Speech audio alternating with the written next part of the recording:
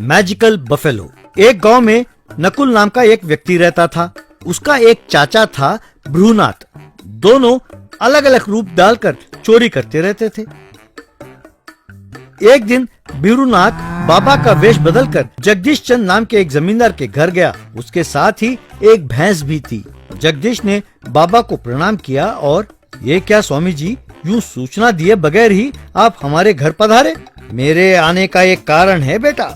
मैं अपने दिव्य दृष्टि से ये लोगों की समस्या जान लेता हूँ। मैं जान गया हूँ कि आपके घर में कई समस्याएं हैं। क्या ये सच है? जी हाँ स्वामी जी, आजकल मेरी सेहत ठीक नहीं रहती। मेरा बेटा पागल हो गया है। मेरी बेटी ने अपने पति को छोड़ दिया है। इसीलिए मैं तुम्हारे लिए एक जादुई भैंस लाया हूँ। यदि तुमने इसे रात को अपने घर में रखा तो तुम्हारी सारी समस्याएं दूर हो जाएंगी। मैं धन्य हो गया स्वामी जी। आपका यह एहसान मैं जिंदगी भर नहीं भूलूंगा। अच्छा बेटा, मैं चलता हूँ, कल सवेरे लौटूंगा, कहकर चला गया। जगदीश ने उस भैंस को प्रणाम करके, यहाँ आओ माता। उस भैंस के अंदर बैठा नकुल गियर को बदलकर आगे पीछे करने लगा।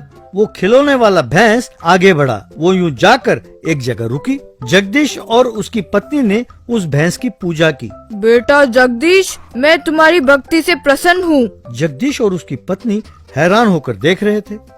ये क्या माते, आप तो हमारा नाम भी जानती हैं। मैं सब कुछ जानती हूँ बेटा, हाथ बढ़ाओ, कहकर जगदीश ने दोनों हाथ बढ़ाया। नकुल ने अंदर से कुछ फूल फेंके। वो भैंस के मुंह से निकलकर जगदीश के हाथों में गिरा। बेटा, तुम्हारे घर के सारे गहने और रुपयों को एक थाली में बांधकर एक जगह रखकर इन फूलों को उसके ऊपर डालकर पूर्व की दिशा में प्रणाम करके जाओ। ऐसे करोगे तो परसों सवेरे तक ये पैसे और गहने दुगने हो जाएंगे। ये मेरी तरफ से तुम्हारे लिए स्पेशल बोनस है।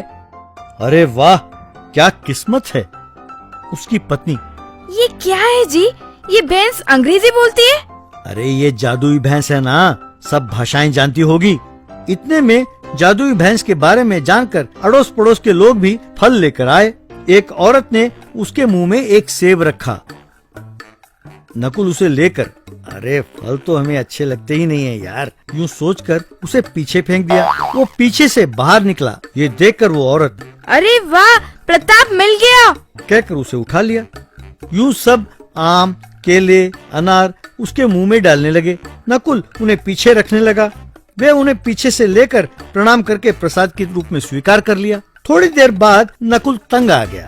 प्यारे भक्तों, मैं फलों के साथ साथ पिज्जा और बर्गर भी स्वीकार करती हूँ। एक व्यक्ति ने पिज्जा लाकर उसके मुंह में रखा।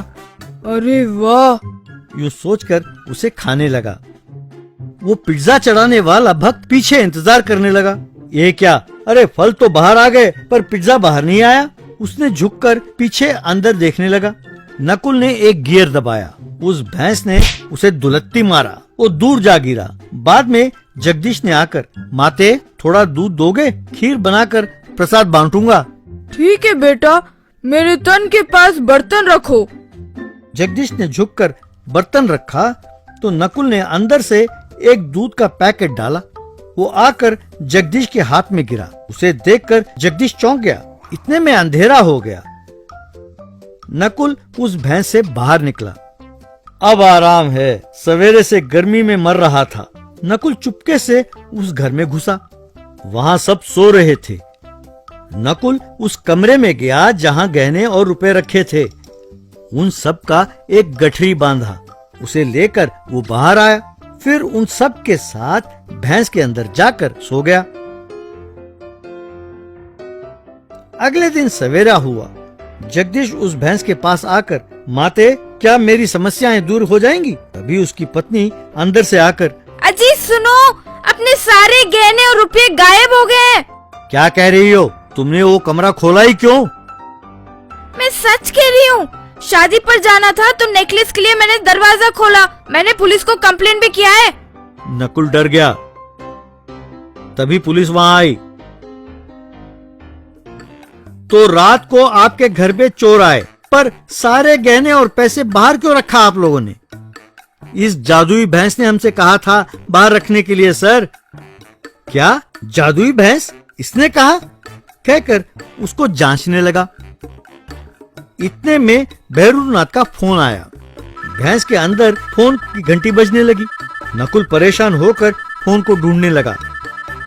ये क्या, भैंस के अंदर से फोन बज रहा है? ये जादुई भैंस सेलफोन भी रखती है क्या? कांस्टेबल्स, तलाशी लो। कांस्टेबल ने उसके पेट पर मारकर देखा। सर, टीन की आवाज आ रही है सर। उसे खोलो। कांस्टेबल्स ने खोला। अंदर नकुल था। सब चौंक गए। इतने में भैरूनाथ ने आकर, क्यों बेटे, मेरी जादुई भैंस ने अच्छे वरदान दिए? हाँ बच्चू, दिया। अब मैं इसे और तुम्हें दोनों को बढ़िया वरदान देता हूँ, कहकर उन दोनों को पकड़कर अरेस्ट किया।